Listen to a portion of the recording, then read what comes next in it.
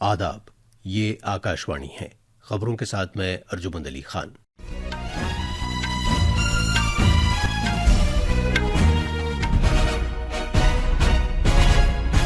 छत्तीसगढ़ के बीजापुर जिले में हिफाजती दस्तों के साथ एक मुठभेड़ में 18 माओनवाज मारे गए हैं। पंजाब पुलिस ने शंभू और खनौरी सरहदों से एहतजाज करने वाले किसानों को हटा दिया है। हरियाणा पुलिस ने पुख्ता बनी हुई रुकावटों को तोड़ना शुरू कर दिया है। चारधाम यात्रा के लिए उत्तराखंड में इंतराज शुरू हो गया है। आज पारसी नया साल नौरोज मनाया जा रहा है। अमरीकी फेडरल रिजर्व ने शरह सूद में कोई रद्दबदल नहीं किया है। भारतीय क्रिकेट कंट्रोल बोर्ड ने आईसीसी चैंपियंस ट्रॉफी 2025 जीतने पर टीम इंडिया के लिए 58 करोड़ रुपए के इनाम का ऐलान किया है। और आज शाम नई दिल्ली में इंडिया पैरा गेम्स 2025 शुरू होंगे। अब खबरें तफसील से। छत्तीसगढ़ में आज बीजापुर जिले में सिक्योरिटी दस्तों के साथ एक तसादुम में 18 माओनवाज हलाक हो गए हैं। डिस्ट्रिक्ट रिजर्व ग्रुप का एक जवान इस वाकये में शहीद हो गया। मौसूल हुई इत्तला के मुताबिक बीजापुर और दांतेवाड़ा अजला की सरहद पर जंगलाती इलाके में सिक्योरिटी दस्तों की एक मुश्तरका टीम कार्रवाई के लिए गई थी। सिक्योरिटी दस्तों ने तसादुम में हलाक हुए दोनों माओनवाजों की लाशें बरामद कर ली हैं। इसके अलावा बड़ी तादाद में हथियार और गोला बारूद भी बरामद हुआ है। इलाके में तलाश कार्रवाई जारी है। पार्लियामेंट के दोनों ऐवानों की कार्रवाई दिन में 2 बजे तक के लिए मुलतवी कर दी गई है, क्योंकि डीएमके और अपोजिशन के कुछ दूसरे मेंबर लोकसभा और असेंबली हलकों की मुजव्वजा हदबंदी पर एहतजाज कर रहे थे। आज जब दिन में 12 बजे पहले इल्तवा के बाद लोकसभा की कार्रवाई शुरू हुई तो डीएमके के मेंबर ऐसी टी शर्ट्स फिर से पहने हुए नजर आए जिन पर मुजव्वजा हदबंदी पर एहतजाज के नारे लिखे हुए थे। सदनशीन ने इस पर एतराज किया। डीएमके और कांग्रेस के कुछ मेंबरान ने ऐवान में शोरगुल किया, जिसके नतीजे में कार्रवाई दिन में 2 बजे तक के लिए मुलतवी कर दी गई। इस मामले पर राज्यसभा में भी 3 बार कार्रवाई मुलतवी करना पड़ी। सुबह में कार्रवाई दिन में 12 बजे तक मुलतवी की गई, बाद में इसे 12:15 बजे तक और फिर दिन में 2 बजे तक के लिए मुलतवी करना पड़ा। मरकजी वजीर प्रहलाद जोशी ने डीएमके पर इल्जाम लगाया है कि वो पार्लियामेंट में मुजव्वजा हदबंदी का मामला तमिलनाडु में अपनी नाकामी को छुपाने के लिए उठा रही है।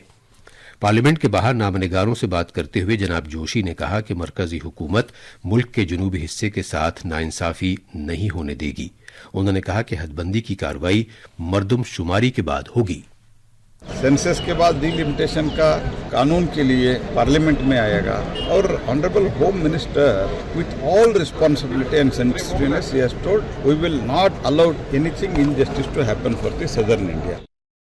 इस दौरान डीएमके के अरकान पार्लियामेंट ने पार्लियामेंट अहाते के अंदर हदबंदी के मामले पर एहतजाज किया। मीडिया से बात करते हुए पार्टी की रुकने पार्लियामेंट कनिमोई करुणानिधि ने कहा कि पार्टी मुनसिफाना हदबंदी पर जोर दे रही है। उन्होंने कहा कि डीएमके मरकजी हुकूमत से मुजव्वजा हदबंदी के बारे में वजाहत चाहती है, क्योंकि इससे तमिलनाडु समेत जनूबी रियासतों के मफादात मुतासर हो सकते हैं।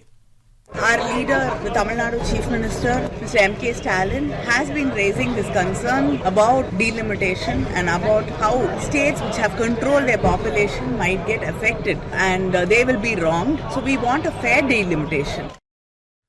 ज़राअत और किसानों की बहबूद के वजीर ममलकत भागीरथ चौधरी ने आज कहा है कि मरकजी हुकूमत किसानों की बहबूद के लिए अहद बस्ता है और उसने 2014 के बाद से उनके लिए सिलसिलेवार इक़दाम किए हैं। पार्लियामेंट के बाहर नामनिगारों से बात करते हुए जनाब चौधरी ने इस बात को उजागर किया कि हुकूमत ने पीएम किसान सम्मान निधि नाफिज की है और फसलों की कम से कम इमदादी कीमत में इजाफा किया है। 2014 से लेकर अब तक किसान सम्मान निधि देने की बात हो, एमएसपी बढ़ाने की बात हो, कृषि बजट को बढ़ावा देने की बात हो, किसान क्रेडिट कार्ड जो अभी 3 लाख से 5 लाख करने की बात हो, जैविक खेती को बढ़ाने की बात हो, प्राकृतिक खेती को बढ़ाने की बात हो, अनेक उपाय किए हैं, परंतु ये विपक्ष कभी किसान का आज तक भला नहीं किया इन्होंने। तो मोदी जी के नेतृत्व में मोदी जी चाह रहे हैं कि किसान के घर में खुशहाली आए, इसके लिए अनेक उपाय कर रहे हैं और करे जाएंगे और इस देश के अन्नदाता को समृद्ध और खुशहाल करेंगे। पंजाब हुकूमत की जानिब से शंभू और खनौरी बॉर्डर्स पर एहतजाज के मकाम से किसानों को हटाए जाने पर वजीर मौसूफ ने हुक्मरां आम आदमी पार्टी और कांग्रेस को तनकीद का निशाना बनाया। उन्होंने अपोजिशन के इस इल्जाम को मुस्तरद कर दिया कि मरकज ने एहतजाज के मकाम से एहतजाज करने वाले किसानों को हटाया है। इससे कबल कांग्रेस के अरकान पार्लियामेंट ने पार्लियामेंट के अहाते में किसानों के लिए इंसाफ का मुतालबा करते हुए एहतजाज किया। लोकसभा में ऑपोजिशन के रहनुमा राहुल गांधी भी इसमें शामिल हुए। पंजाब में सनतकारों और आम लोगों ने इन दोनों सरहदी रास्तों से जो हरियाणा से मुत्तसिल हैं किसानों को हटाने का खैर मकदम किया है। किसानों की तरफ से बनाए गए आर्जी ढांचों और सरहदी रास्तों पर खड़ी की गई रुकावटों को हटा दिया गया है। अलबत्ता मोटर गाड़ियों के लिए शाहराह को अभी खोला जाना बाकी है, क्योंकि हुक्काम पुख्ता बनाई गई रुकावटों को दूर कर रहे हैं। ये दोनों सरहदी रास्ते किसानों के एहतजाज की वजह से तकरीबन 1 साल से ज्यादा अरसे से बंद थे। किसान अपनी फसलों के लिए कम अज कम कानूनी इमदादी कीमत और दूसरे मुतालबात पूरा करने की मांग कर रहे थे। ये खबरें आकाशवाणी से नशर की जा रही हैं।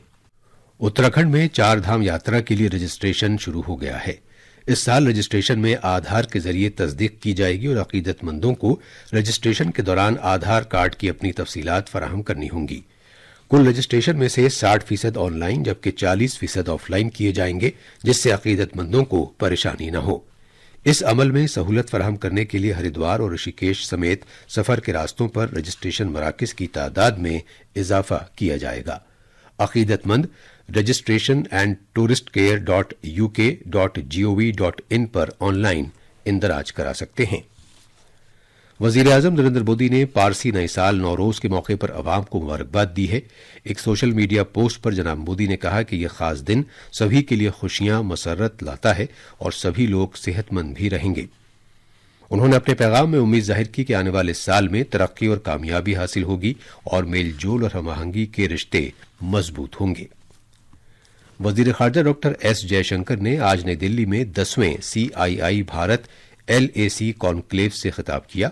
आलमी इख्तिसादी मंजरनामे को उजागर करते हुए डॉक्टर जयशंकर ने कहा कि दुनिया एक गैर यकीनी और बदलती हुई सूरत हाल के दौर से गुजर रही है, जहां माजी के दबाव और मुस्तकबिल के चैलेंज बहुत ज्यादा इम्कानात वाला उनसुर पैदा करते हैं। उन्होंने कोविड-19 वबा और उसके तरक्की पजीर ममालिक पर तवील मुद्दती असरात का जिक्र किया, जिसने पायदार तरक्याती अहदाफ को भी मुतासिर किया है। डॉक्टर जयशंकर ने यह भी कहा कि खुराक, ईंधन और खाद की यकीनी फराहमी के ताल्लुक से यूक्रेन तनाज़ा तनाव का एक इजाफी पहलू रहा है। वजीर मौसूफ ने इस बात को उजागर किया कि किसी एक जोग्राफियाई इलाके में वसाइल की भरमार के खतरात से आलमी मईशत को बचाने की जरूरत है। The implications of the Ukraine conflict for food, fuel and fertilizer security have been additional stress points. Even otherwise, the global economy was witnessing pressures of unviable debt, deteriorating terms of trade and hard currency shortages. The cost of borrowing, particularly for developing countries, has been exorbitant. Clearly, there is a need to de-risk the global economy from the dangers of over-concentration in any single geography. अमरीकी federal reserve ने अपने बुनियादी शरह सूद में कोई तब्दीली नहीं की है और इसे 4.25% से 4.50% बरकरार रखा है। BCCI ने आज ICC चैंपियंस ट्रॉफी 2025 जीतने के लिए भारतीय टीम की खातिर 58 करोड़ रुपए की नकद इमदाद का ऐलान किया है। खेलो इंडिया पैरा गेम्स 2025 का दूसरा एडिशन आज नई दिल्ली में शुरू हो रहा है।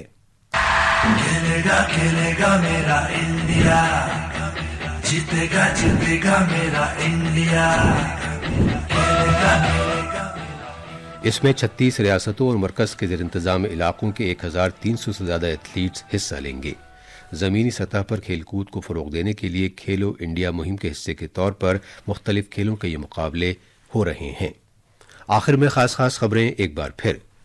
छत्तीसगढ़ के बीजापुर जिले में हिफाजती दस्तों के साथ एक मुठभेड़ में 18 माओनवाज मारे गए हैं। पंजाब पुलिस ने शंभू और खनौरी सरहदों से एहतजाज करने वाले किसानों को हटा दिया है। हरियाणा पुलिस ने पुख्ता बनी हुई रुकावटों को तोड़ना शुरू कर दिया है। 4 धाम यात्रा के लिए उत्तराखंड में इंदराज शुरू हो गया है। आज पारसी नया साल नौरोज मनाया जा रहा है। अमरीकी फेडरल रिजर्व ने शरह सूद में कोई रद्दबदल नहीं किया है और शाम को नई दिल्ली में इंडिया पैरा गेम्स 2025 शुरू होंगे। इसके साथ ही खबरों का ये बुलेटिन खत्म हुआ।